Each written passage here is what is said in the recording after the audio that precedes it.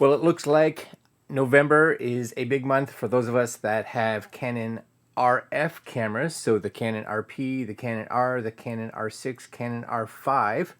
As it looks like Canon this month is releasing a whole bunch of new RF lenses and some RF lenses that are a little bit more budget friendly, which is kind of nice.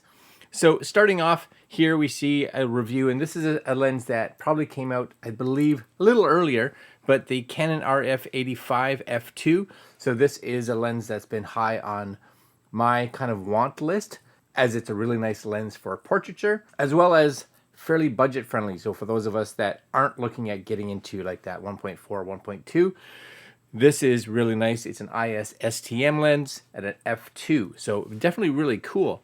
But I believe released today, or at least available or announced today, I think. We saw this leak that came out on November 2nd about the RF 50mm, so the new nifty 50, so their new 1.8 STM, and the new 70-200 f4. Now, I was shooting the previous 70-200 f4, and I really liked it even more so than the f2.8 because of the fact of its weight. I'm not necessarily a person that goes out and shoots a lot and needs that range, but the 2.8 for my needs was just too heavy, as well as the price point. So that f4 70-200 actually for me was a really nice compromise. But these two lenses, as we can see here, look like they were going to be coming out, or have come out, I believe, as of today. The RF 50mm f1.8 STM coming in at about $199 US, as well as the 70-200 f4 USM coming in around $15.99, and these again are US prices. Based on a few of the reviews that I've seen online, there are a few features in these. Are they worthy upgrades if you already have the EF version of these lenses? I don't know.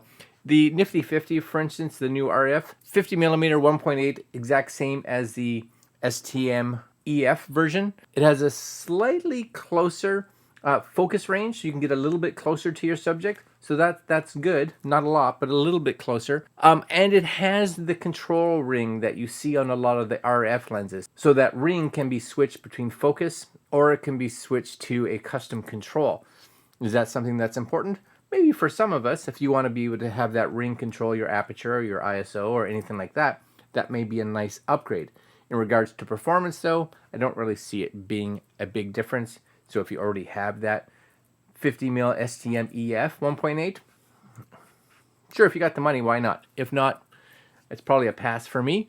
The 70-200, if you're looking for something in that range, probably really nice. I'd like to get my hands on it. It looks by the photos that it's a little stubbier, just like the 70-200 2.8 was, whereas the EF version was a lot more slender, I guess. The diameter wasn't as big as this one. But again, that looks like something that kind of got passed down from the 2.8 version of the RF lens.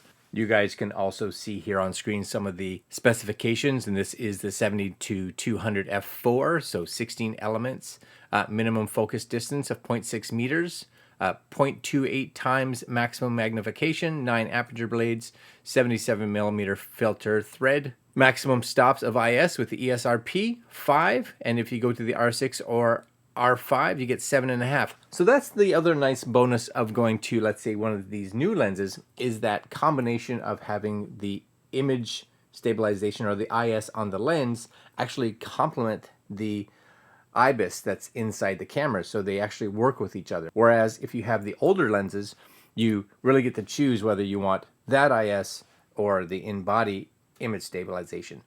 Now with the new 50mm, again, it doesn't have IS, just like none of the previous ones did. But if you have the R5 or R6, you will get some benefit with the internal IBIS. So something to think about as well, even though you still get that benefit with the older ones. Here's the specifications for the Canon RF 50mm f1.8. So 6 elements again, minimum focal distance 0.3, and I believe the other one was 0.35 or 0.33 or something like that.